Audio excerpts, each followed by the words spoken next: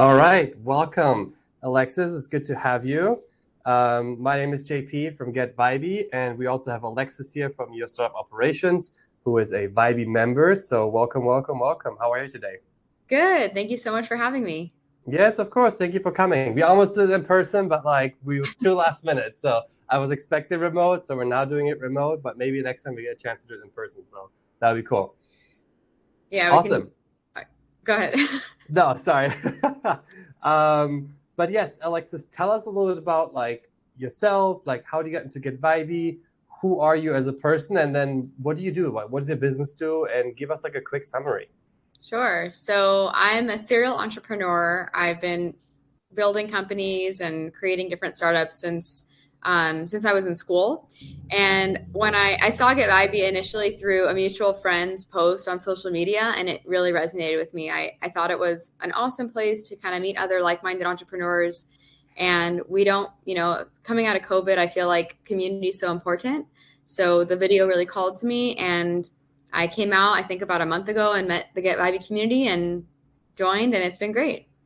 Awesome. Well, I always love to hear that. That was the whole point. It's like really, when people work from home, but also just in general, like people kind of just get out there, meet other people. And what we really hate is like these typical mixers, and you just go and you're like, hey, my name is X, and I say Y. Are you interested? No, cool. I'm gonna move on. And Yeah. so the whole goal is like, how do we just create like a community and like build relationships? And so I'm happy that you like it. I'm really happy. And when you came out, you drove all the way from Hollywood just to came to an event. We had drinks. You came to the party. So yes, it's been really cool to see you. Kind of like even enjoying it. You even told me you used the member directory right away and found some purpose there as well. So like I know Mhm. we're still early on, but it's amazing to see that people with like no connection to us previously like really find the value, and like it's great for us obviously to hear us as entrepreneurs ourselves and like making sure that this whole concept is actually something people are seeking. So this is amazing. Thank you so much. Yeah, Um, I was going to say, I think Vibey is like a unique community because the types of people that join aren't the typical type of networker that you'd expect to meet at these events. So, I did look at the member directory when I was trying to meet with some home service professionals and reached out to someone, and they were super nice and super helpful. And I think that's the whole point of the Get Vibey community is to make these connections with someone that I probably wouldn't have met otherwise. yes, that's how we do the vetting process. It's really important for us that we do have great personalities on here because we do want to avoid the typical experience that you have. So awesome. Well, perfect. We're done here. No, I'm just kidding. We're not here to talk about Vibey today. We're here to talk about your startup operations. So tell us about your company. Yeah, so we are a virtual assistant and operations agency. We mostly support service based businesses that are growing or looking to scale. We provide trained virtual assistant support, and we do that by working with the business owner to understand their business process. We do a process mapping session, we help write their SOPs, and then we actually train and manage the virtual assistant. That's really what makes us different from most other agencies is that training piece, and that's kind of the key to success when you are onboarding someone that's remote. You need to have proper onboarding and training in place so that you can, monitor results and make sure that they're effective in their job. Yes. And then other hours, kind of like during American hours, is it East Coast, West Coast, or how do you manage that normally? At YSO, we always operate on the client's hours. So for us, it's either East Coast or Pacific time. Most of our clients are on either coast, so their virtual assistant would work the same hours that they're working. Wow, that's amazing. And do you have like a specific industry you kind of like hone into, or like what's kind of like your niche? Like, what are you kind of focused on right now? So we're trying to figure out exactly our niche. We've been kind of industry agnostic from the start, and we have now three buckets of niches that we've noticed our clients all fit into. They're all service based, and so we've noticed home services is kind of one niche, the events industry, and the finance industry. We're kind of testing out like which one we want to really go after. That's where we're at in our business, but yeah, on the event side, we have like corporate DJs, event planners, florists, what else? Like caterers, so those types of companies. On home services, electricians, plumbers, HVAC, anyone that is on a lot of jobs, has a lot of invoices to deal with, a lot of estimates to create, a lot of job walks. And then on the finance side, we have some CFPs, financial planners, and insurance brokers. So anyone on that side that has a lot of admin work, a lot of scheduling, where you have to meet with your clients every year, insurance applications. So all in all, it's industries that require a lot of office back-end like admin work that a business owner can offload so that they can focus on revenue generating activities, client relationships, things like that. Wow, that's fantastic. And then how do you train them? Like how do you kind of like go, like let's say you meet with Tom the electrician for the first time, right? Like how do you kind of like get the knowledge out? How do you onboard the VA? How involved are you in the beginning versus like let's say 3 to 5 months into the process? So this is actually the most fun part of the process for me and also for my partner is working with the business owner in the beginning and learning the business. So we start with process mapping sessions. We call them our SOP sessions. Usually we spend about 2 hours on each session, and we might have 2 or 3 or 4 sessions depending on the complexity of their business, where they walk us through all their processes. So they screen share, they show us the tools they use, and most of the time we're somewhat familiar because we've now been doing this for a while. And if it's not something we're familiar with, we actually will learn the tool. So we understand their process. If they don't already have an SOP, we'll use that session to write it for them. And an SOP stands for Standard Operating Procedure. So this is a document that explains how to complete the tasks in the process with video explanations, written explanations, screenshots. Like anyone should ideally be able to go into an SOP and follow the instructions to complete the task. So we understand their process, we write the SOP. Now it's time to train the VA. So now we're about 2 weeks into working with the client, and the VA comes on board and we start training them. So they watch the videos, they read the SOPs, and then we're there side by side to hold their hand, quality assure the work, and train them on the business processes. Usually the first 4 weeks are the most intensive, and then months 2 and 3, we kind of phase out depending on, it's just all dependent on how well the VA is doing, how complicated the business is. But I would say by 90 days, like the VA is typically rocking and rolling in the job, working directly with the business owner. And at this point, management is just there as needed. We still conduct performance reviews at the 3-month mark and at the year mark. So every year we're still involved. We're still their manager, but now the VA works directly with the business owner if there's a change or anything needed. And we're just there kind of as an ad needed manager. That's awesome. Kind of like it's an escalation point, right? If things go sideways and like they're like, hey, I need to talk to your boss. Basically, they come to you. They're gonna come find you. Yeah, it's kind of like we're still the account manager for them. So if they have any issues, they come to us. But day to day, they're working directly with their VA. That's amazing. So really, what you're kind of like trying to get to is like, you have a business, you run around a lot, you're out doing appointments, you're doing the work, and what kind of like the problem is, tons of paperwork at home. You need somebody who can kind of go through it, follow up with leads, make appointments, pick up the phone, all that kind of stuff. So really, this is for anybody who is stretched out and wants to scale their operations, basically, right? Exactly. Either that, or on the other side, we've had business owners that just want their time back. They got their business to a point where they have tons of clients, tons of jobs, and they don't want to work 16-hour days. They don't want to work weekends. So the VA can help them take that work off their plate so that they can work, regular hours and enjoy dinner with their family.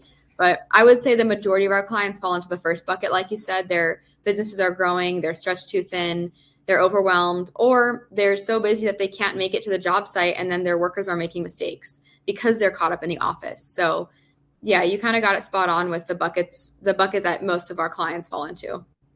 That's awesome. And then how often do you have, like, let's say one VA for like one business, or like one VA handling multiple businesses? Is there like a way you can scale that on your end? Or is it oftentimes like a one-to-one relationship, whether it's like full-time or part-time? 99% of the time for us, we do a one-to-one relationship because the businesses that we work with need more like full-time support. And we found that, getting to know one business is already a challenge in and of itself. And then we wouldn't want to just switch people around and have them hop around. So we have a dedicated person. They become an extension of the team of that business. So they're really like a full-time, almost like a full-time employee of that business. They, they'll get to know that's employee. They'll get to know all the staff of that company. And yeah, it's a one-to-one ratio. Got it. Cool. Obviously, we're living in the world of AI. This is kind of like what AI is trying to do, right? Trying to get the busy work done. Where do you kind of see like similarities where like AI is kind of actually taking some of the work away from a VA Where do you see AI completely like falling flat down right now still? And where do you see there's like a good synergy? Like, how do you incorporate AI with the VAs or just like with the businesses that you're working with right now? I think that AI is an instrumental tool in this industry, and it's making VAs even more valuable. Before AI, VAs, maybe let's say they would take like 5 hours to do a set of tasks. And now with AI, they can complete those tasks in 2 hours. This frees up 3 hours of time for them to do more things. So it's no longer, it's not like AI is replacing them. It's allowing them to be like exponentially valuable and have even more ROI for the business. I think that the VAs that we work with are either already familiar with AI or we train them on it in the beginning. And, at a basic level, using ChatGPT for things. We can get into other automation tools as well, but you still need that human to run the AI. You still need the human to learn the style of the business owner and to improve processes and systems. So we like to say AI is a tool that everyone uses. It's not going to replace you, but you need to know how to use the tool in order to grow. Totally. I think that's what we've seen as well. Like that's how we handle our concierge. We kind of like use AI to boost what you get, like the efficiency out of it, right? But at Yeah. the end of the day, you still need a human to actually like do the end of the task and like actually verify. Like we're not like in sci-fi world yet where everything is just being driven by AI. But I totally agree with you. I think that's like perfect, right? Because like there's like this busy task that just take hours. So if that can be like kind of automate and then open up for like more of the important tasks that actually do require human interaction, even Mhm. better. Yeah. But like talking about like AI and VAs in combination, where do you see things where like what, we're going to automate this with AI? Like what are the typical use cases where you're like, this is where AI always helps us always automate things? What are like the top three or maybe top two items that you've seen where AI was actually really helpful and did save the VA a ton of hours to open up for something else? So automation and AI, I think, are different but go together. And I think that most people are actually already familiar with a lot of automation. For example, if anyone's used Calendly, that's an Yes. automation tool where it automatically sends you an email. You can automatically reschedule when a conflict comes up. Um, even your inbox, things like auto filtering and labeling, that's also automation. So I think that everyone's already familiar with automation, even if they don't realize it, because it's kind of just built in. And with AI and automation, you can like supercharge the VA essentially. So I would say you should start automating or using AI and automation for anything that's like repetitive, high volume, like rule based, where there's like a clearly defined rule. So even for bookkeeping, for example, like auto categorizing different expenses, things like that. So use automation when you can, when something's repetitive and rule based, and then use the VA to like oversee or when any type of thought or analysis is required. Awesome. Awesome. That makes sense to me. I love that. And where do you kind of like draw the line in terms of like, or how do you let me ask the question differently. How do you get from like, here is like a checklist of things to do, like go do these things versus like truly embedding somebody like a VA into the business, basically, that where they own the process, they report on the success and the failures, they ask questions. How Mhm. does that process normally go? Like, how do you kind of like battle with that? Like, let me just give you like a to-do list of like 20 things to do each week, or like is there like truly like a way to embed them so they can actually take off that load, because you still have to put money, or sorry, time into the planning process, right? Yeah. So you're not, the way that we work, we're not necessarily handing checklists to the VAs. That might be part of a training where it's like, these are the checklists of your responsibilities, but it's not like a checklist of tasks. Our VAs are not task monkeys. They're a level beyond that. So they have a responsibility, and let's say their responsibility is inbox management. So I'm just trying to think of like to answer the question the way that you worded it. We don't our clients are not, yeah, they're not just handing checklists at the beginning of the week saying this is everything I need you to do. The VA should be thinking ahead. They should be ahead, like one or two steps ahead of the client. So the VAs actually prepare the checklist for the client of what the client needs to do to get back on track. So let's take an example of actually, I'll give you an example of my own VA. So Yes. I now have my own VA that helps with sales and marketing, and she will prepare lists of things for me to do, following up. from a networking event that I went to. So the VA is, yeah. So I'm not giving her a checklist of tasks. She already knows what her role is, and she provides me the checklist of the tasks that I need to do or the things that I need to review. So the VAs are really meant to keep you in check. You should not have to be micromanaging them or directing them every day. That's amazing. Honestly, like that's so amazing to hear, because I think oftentimes like when I've thought about it, or like what I've heard is like that problem, right? It's like, how do you kind of like get to that step where they hold me accountable now, right? Like go come ask me the questions. And instead of like, just giving you like a list of like things to work off.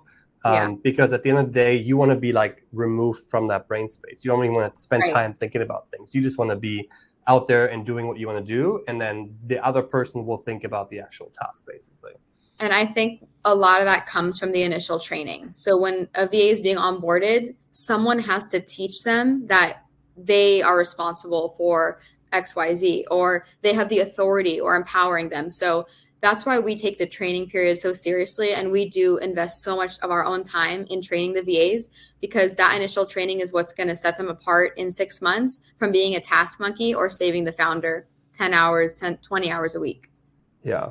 And how open have they been to kind of like using AI? Like, have you seen like differences in the VAs? Kind of like some of them are kind of like shy and like new to it, and some others are like fully embracing it. Like, have you seen like a big difference there, or is there pretty much just like they're like aligned on the same vision that they can actually just do double the work now? Well, I might be biased, but all the VAs on our team, the VAs that come through our recruitment cycle that I talk to, they're all very like AI forward. But maybe it's because, the filtration system that it takes to get there. I can't speak for all VAs, but I would say that the ones on our team are very excited about AI. They like learning new tools. And what I love seeing is when like a VA will improve a process that I didn't even know needed improvement, and I'll just like see it afterwards.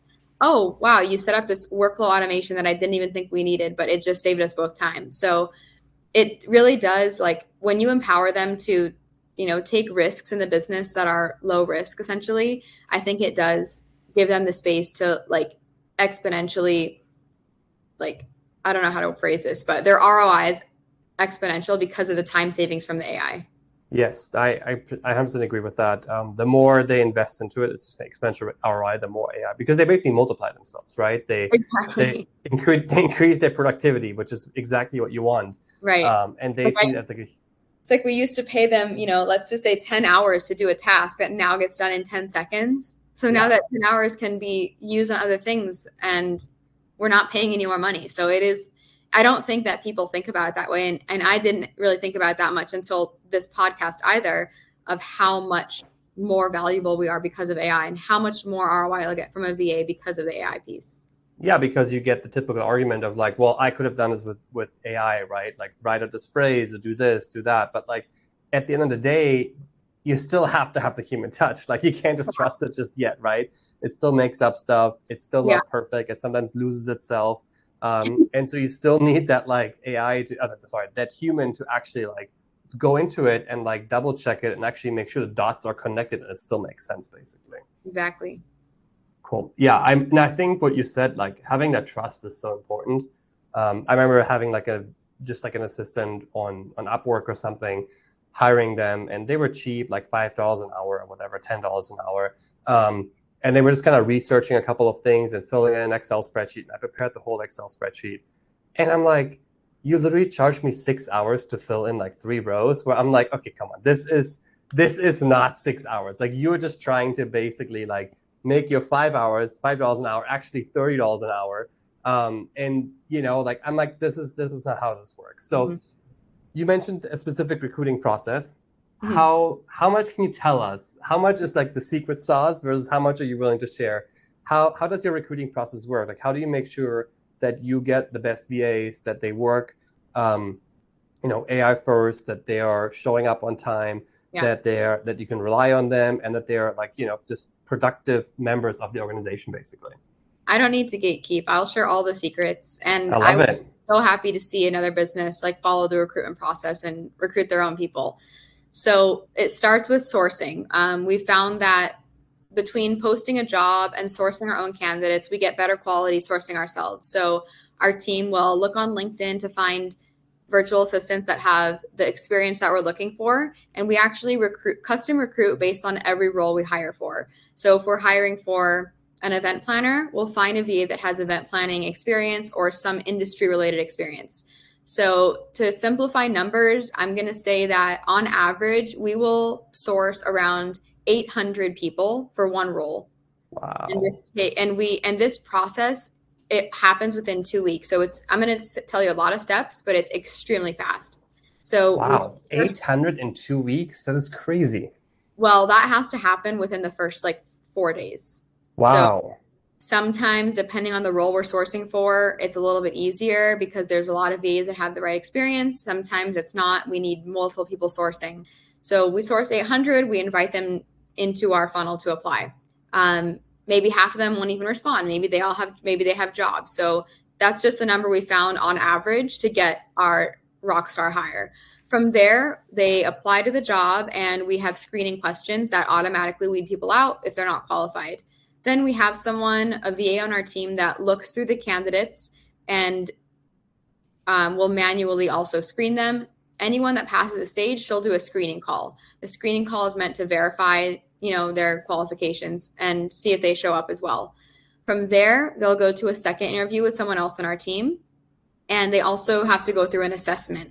This will test their critical thinking, cognitive skills, personality test, and this weeds out probably like 50 to 60% of the people at this stage. Then they go to a final interview with my partner and myself, and we changed our process so that we're both on every final interview so that nothing slips through the cracks in terms of if one of us has a gut feeling. So we rely on, a thorough interview questionnaire plus our gut feelings from hiring so many people. From here, we probably have our top 3 to 4 candidates that we're like, okay, these are our 3 to 4 favorites. We actually hire them for a paid trial week where we give them about 20 hours of work spread across 4 days. So like either 5 4-hour shifts or 4 5-hour shifts. And this is where we can really test. Do they show up on time? How do they respond when I throw a task at them that they've never seen before? What are their research skills like? What are their communication skills like? How well can they take constructive feedback from one day to the next? So from here, we have our clear winner that we offer the job to. Wow, that is incredible. Well, thank you for sharing that. I would have never thought that it's like 800 people to get like the right person. I mean, that is incredible. That speaks to why the quality is so high. So like, kudos to you to like every single job going through that. That is amazing. Do you ever have like 2 or 3? You're like, you know what? I would hire all 3 of you ideally, and kind of like put them into the back pocket. Do you have like a bystander list where you like reach out to them? You're like, are you still available? I'd love to hire you for the next gig, basically. Sometimes, yes. Sometimes there's 2 where I'm like, oh, I would hire both of them. And we will, we'll try to save them, but if they're really good, they'll get something else. So Yeah. I personally feel like the talent pool, it gets dry, and you can't go back to people that you talked to a few months ago because why don't you have a new job yet if you're that good? So That's true. That's true. so that's happened, once or twice where I'm like, oh, this person's great, but by the time we reach out in the future, they usually have something else. Yeah, that makes sense. And then obviously VAs, they probably won't be sitting in the US. They're probably going to be like somewhere outside in maybe Asia, maybe in East Europe, somewhere around the world. Doesn't really matter, to be honest. Remote culture, we've all been through it in COVID. We're all trying to find the unmute button and mute button, and we're going to ask like, hey, does this microphone work? And I think 4 years later, we still haven't figured out how Zoom works, but I think we've gotten a lot better, and people have gotten a lot more accustomed to just like being on a screen and like being comfortable, having like a semi-good setup where you don't drop off the video call every 2 seconds, right? So people got definitely more comfortable. Technology like accelerated everything. I think in those a couple of years that since 2020, like things just exploded. Like corporations went from like having no tech to like either Teams or Slack to kind of communicate really quickly. So tell us a little bit about like, how do you build that like relationship, that culture between the VA and the business owner? How they normally communicate that? How they communicate on a regular basis? So would love to hear more on how that works. So going back to one of the first points you made about the technology, it's actually part of our requirements to even apply and onboard that they have certain systems and Wi-Fi strength, and kind of the basics, like the technology basics. If we're hiring from the Philippines, which is a common place to hire from, we also require things like backup power, backup internet. We've actually shifted to hire a little bit more from Latin America, and we're finding that that's working out really well for us. Similar time zones. So we have a good amount of our team in Mexico as well, and some other Latin American countries. In terms of creating online culture, so they actually kind of have to have two culture fits. YSO, like our company, is one, and this is a huge part of our recruitment process and our onboarding process, is aligning with our SCORE values. We have 5 core values. So this is like built into many steps in the process. And then they also need to align with the company's core values and their kind of culture as well. So for us, the way that we build culture remotely is through social nights, team events, one-on-ones with a manager, meeting team members when they first join. And we encourage a similar kind of process when they join the company as well. So reaching out to the staff in the company and getting that one-on-one time, sharing headshots if you've never seen the person, getting on a call and turning the camera on. So we do have certain policies about camera on, camera off, depending on the calls. Some we require camera on just so that we all see each other and build that relationship.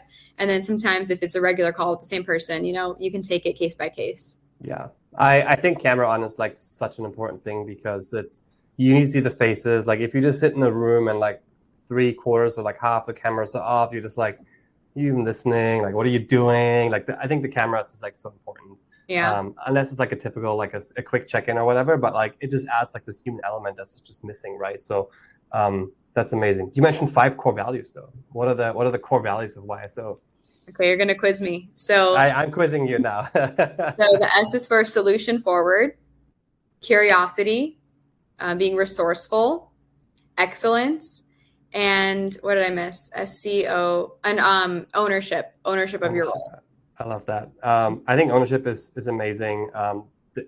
Just incredible, like that you have values, you have this process knocked out. Like it just shows like you thought about it all. It shows why you were diligent. It shows the success because of it, basically.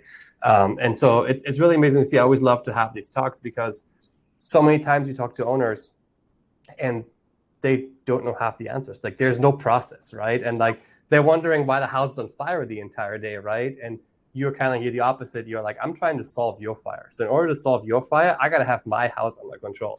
And like just by doing this, I'm like, just by having this conversation, like I believe that like if I had a fire in my house, I'm like, I know where to go. Like I know who to trust because like clearly things are organized. So like if things are organized that way, so much internally, like that's always like a huge benefit and like a huge plus to me at least, where I can tell, okay, like they've clearly thought about this. And I also want to say that it's okay to not have an organized house. Like sometimes you are the entertainer or the creative, or you're really good at what you do, but you're not great at the operational side. And that, usually someone can't be both. So yeah. For example, we have an entertainer client who is excellent on stage and we handle the back end. So that's why we partner with businesses that need that ops support, that are really good at what they do. Because usually, you can't do both. And it takes a long time to understand what it takes to get everything organized. Yeah. And, especially in multiple businesses, things are going to look a little bit different. So we love working with businesses that are open to the help that might not have everything figured out yet. Yeah. How important is, you mentioned Latin America, like one benefit that I've seen in Latin America is just like the bilingual, like the nature of like speaking English and Spanish. We can dive into both, like how important is the English language to you? Like how important, like how good, what's the sophistication level on the VA side, basically? And then how important have you seen kind of like the bilingual side being? Like a lot of people in the United States speak Spanish, sometimes better Spanish than English. Have you seen like a huge uptick in like that being like actually like really, really beneficial and like really, really useful? Yeah, what's interesting is I've seen companies that charge extra for bilingual VAs, which now it's kind of just like an added benefit working with us because they do speak Spanish and English. To answer your first question, English needs to be like excellent. And with the help of AI, it's actually very easy now. Most of our VAs are not calling customers, so everything is written. So with the help of AI, if your English is good enough, it can be perfect with AI. And I have seen the increased interest and use of Spanish-speaking VAs in our home service clients where a lot of the team it speaks Spanish and some of the customers speak Spanish. I think it would be the most important if the VA is doing any type of customer service calls, Yeah. which is not super common, but it's not unheard of, and we can still service that kind of client. That's where I can see it being very helpful. That's awesome. And I think actually what couple demos, I haven't used it myself, so I can't speak how well it is. But now with AI, actually, you can actually like improve the English language in real time. So like if they make phone calls, they sound like like born and raised, like literally super professional English speaker. Like Oh, I can't even mimic that as being a German. But you could either translates in lifetime, so they can speak the natural language, like let's say Spanish or whatever they have, and it translates live into English, or just improves kind of like the accent that you sometimes have. And maybe there's an opportunity there to like, kind of promote that and be like, hey, you will not know that it's somebody else, right? Because that's kind of what you're trying to avoid. And I think the Spanish thing is huge because the Spanish community is huge, especially in the home services area. I totally agree with you. There is sometimes it's easier to speak Spanish, and you kind of have like more success actually. yeah. So definitely something we can explore. It's not something we've really promoted yet, but it's just kind of more like an added benefit. I love it. I love it.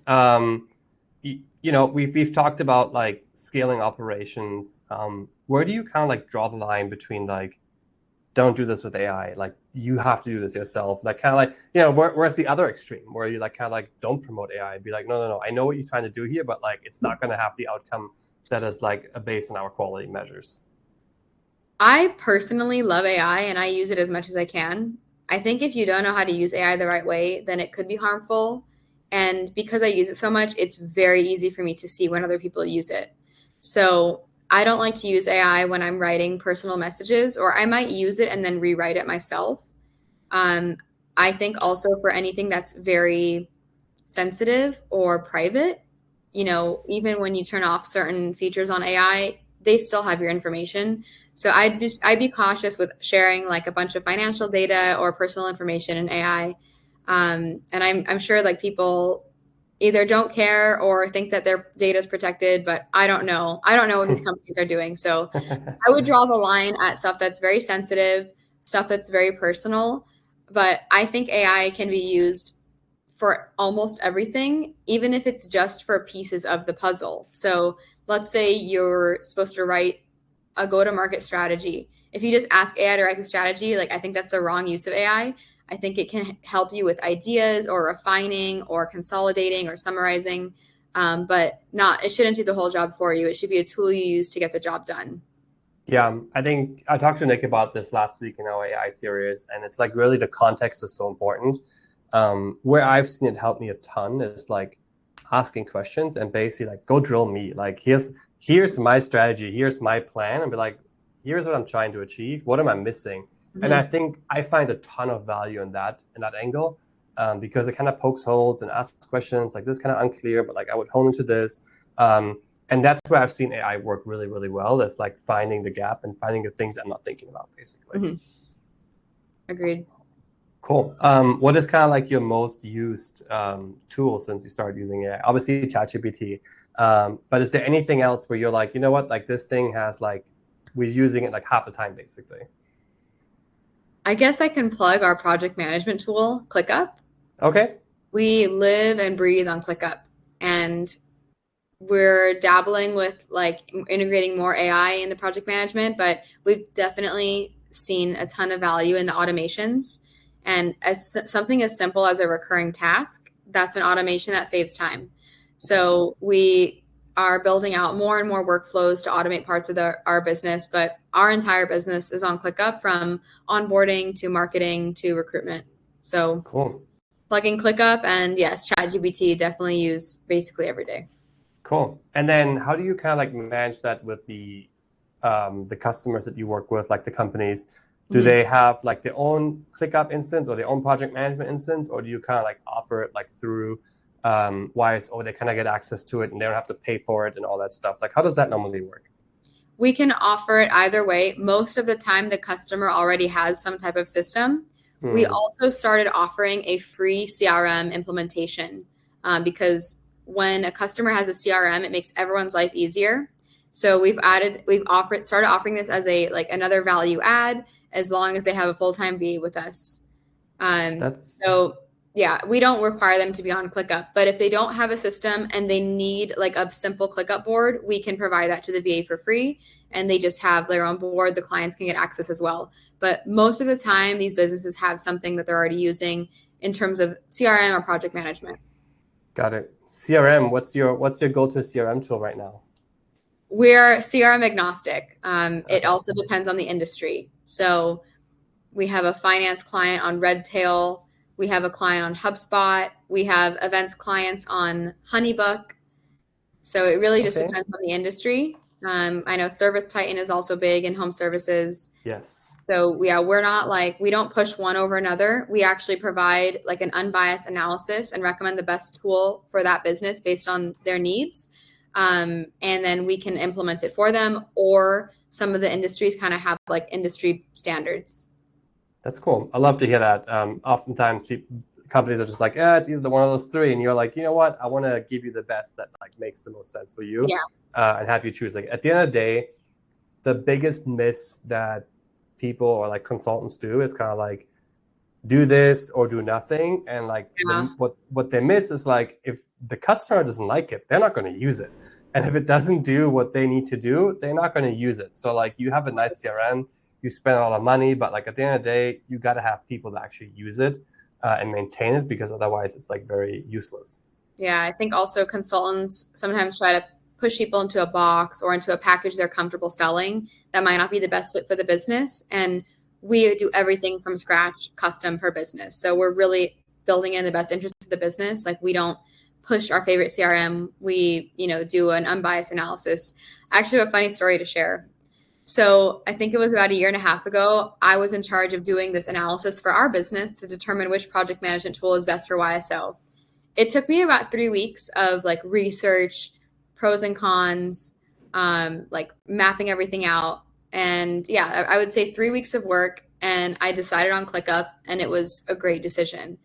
My aunt actually asked me if I could share my research with her, and she said that with ChatGPT, she was able to kind of do the same research that I did in like, 30 seconds, and basically got the exact same results that took me 3 weeks to do, manually. Wow. So there's an AI time saver for you.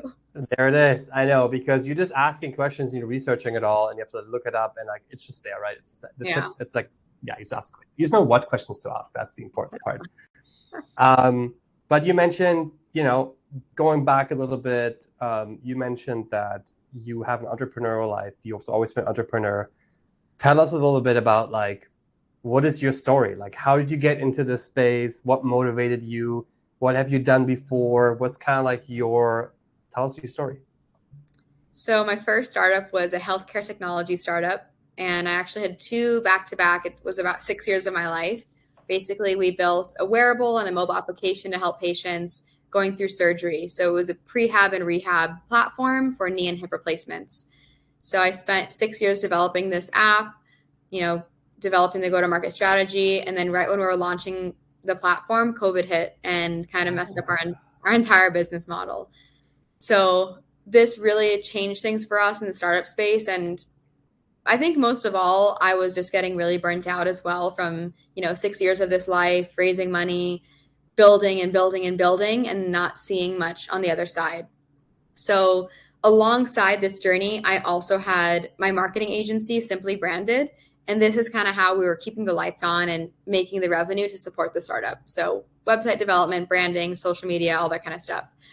So at this point, I was like, okay, I think I'm done with the startup. And I went into operations. I was the COO for a food manufacturing warehouse, got a lot of amazing experience there. Then I became the marketing manager for a baby brand and launched their D2C platform. So got exposure to the e-commerce world and what it takes to, sell to consumers. I'd been mainly focused on like B2B marketing in the past. So I had a really healthy mix of ops and marketing experience kind of naturally. And then I just really found a love for operations. So I was like, okay, I'm doing all this marketing, but I want to do ops again. And that's when I met Jenna, my business partner, who started Your Startup Operations about 4 years ago. And when I told her that I wanted to leave marketing, go more into operations, she's like, all right, you're hired. I've been looking for an ops manager. So I switched kind of my career again, and I learned her business with no prior experience in like VAs or bookkeeping or recruitment. But I had a lot of those skill sets from my past experiences that were very transferable. So I learned the business, and then a few months into me joining, she found out she's pregnant. So I really had to step it up, and I kind of took over YSO while she was on maternity leave. And as of 2025, now we're both partners of the business. That's amazing. Well, first of all, congratulations. That's an amazing story. I always love kind of like coming in and becoming a partner. That's always like just a tremendous like, kudos to you for like just hustling and stepping up when you needed to. And I think those motions are always getting rewarded in the long term. So amazing. And wow, I mean, 6 years and then COVID hit because all surgeries stopped, right?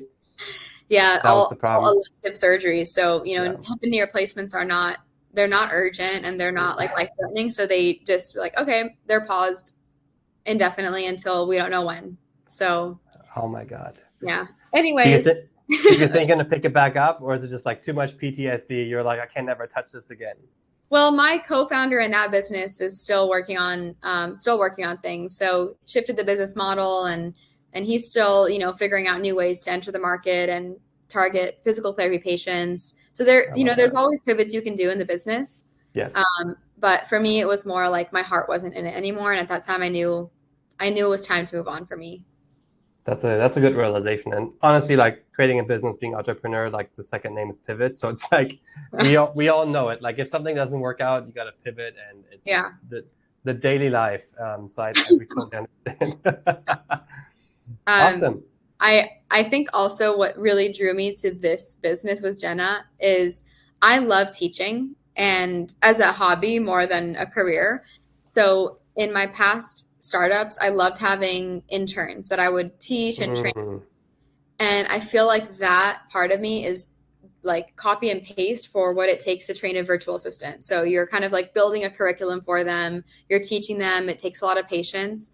And that's why I really enjoyed like the work that we did and the work that we're doing here. I love to hear that. I mean, that's like passion come meets like business. Like that's the perfect thing. That's amazing. And like, cool. Alexis, thank you so much for your time. This was amazing. I really appreciate you taking the time, diving into YSO, diving into your personal story. I'll give you one more plug here. Like, what's your website? How do we get in touch? Like, I want to get a VA. Like, how do I get in touch with you? How does it work? It's a long one, but it's easy. It's yourstartupoperations.com. So Awesome. visit the site. We have some freebies. We have, you can fill out our contact form and get a hold of me there. Perfect. Well, go to yourstartupoperations.com or go to the Get Vibe member directory and you'll find her there as well. Alexis, thank you so much for your time and have an amazing day. Thank you so much, JP. This is so much fun. Awesome. Thank you. Bye.